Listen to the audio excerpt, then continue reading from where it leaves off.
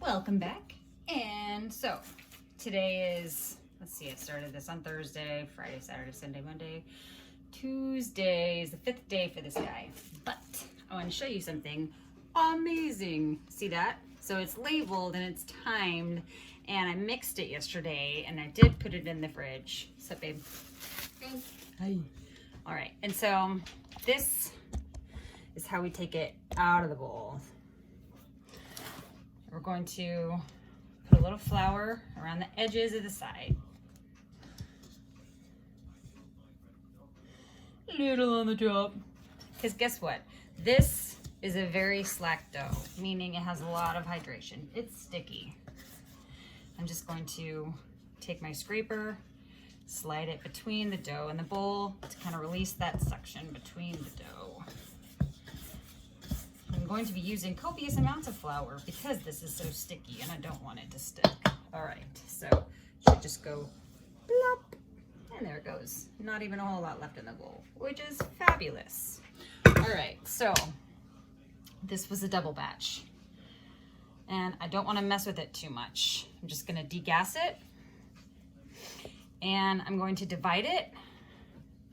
And I did not let it come to room temperature, but oh my gosh, I'm so excited for this. It's had a long time to ferment and develop great flavor and great texture. So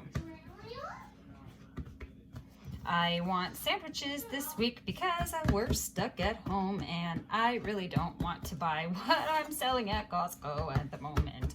All right, so you can see I didn't really agitate it too much. I just kind of patted it down to degas it. And now what I'm gonna do is I have my prepared sheets over here. I'm going to actually flour them so that when I place my dough on the sheet, if it's not exactly where I want it to be, I want to be able to lift it up. Okay, so I have been able to put this out into a nice square, which makes it great for portioning.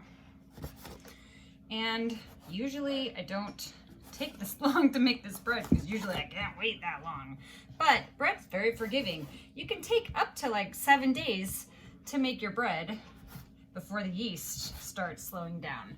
So I have this little flimsy flappy, but I want them to be square, so I'm going to tuck under that tail and just put them there on my paper.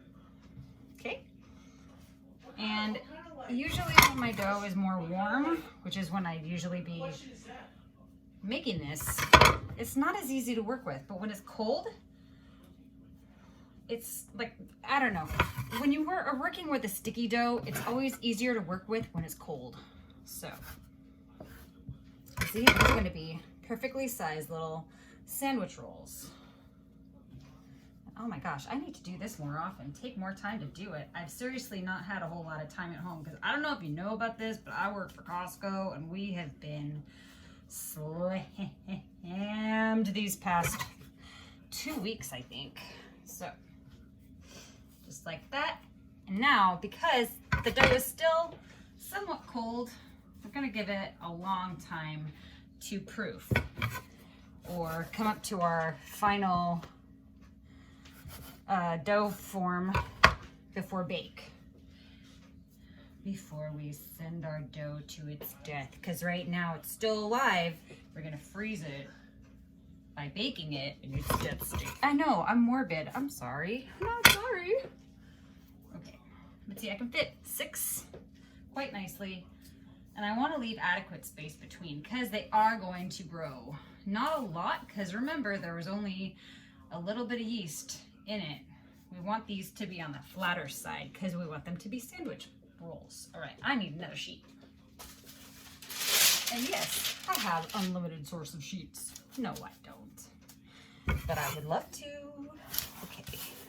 And I think because I have to use an extra sheet, I might transfer some of these. Now see, I'm not cutting them that big either. What are these? Here's my thing. Yes, I keep a ruler in the kitchen. This is like 4 inches by 2.5 inches. So they're not that big when I cut them right now, but when they proof, they're going to be the perfect size for a sandwich. Okay. And again, if I have a little triangle like that, that's the nicer side. So I'm just gonna fold 2 corners in. Oh my goodness, there's a square. There we go. And I think take a bigger one, put it on that one. So I have a lot of space in between.